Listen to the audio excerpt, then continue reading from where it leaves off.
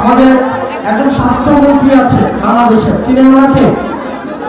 উনি ডক্টর মোহাম্মদ ইউনূসের ভাই ব্রাদার কোথায় আসছে।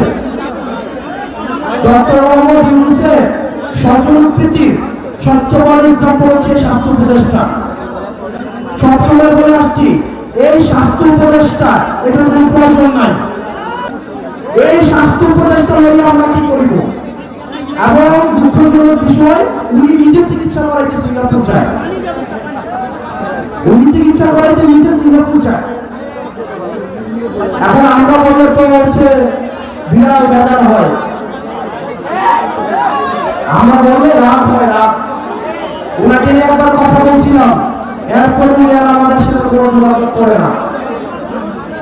এই স্বাস্থ্য উপদেষ্টার অনীতি বিলম্বে এই জনগণের যে টাকা পয়সা উনি বেতন দিছে সেগুলো রাষ্ট্রীয় কোষাগারে জমা দিয়ে ওনার অনীতি বিলম্বে পদত্যাগ করা উচিত।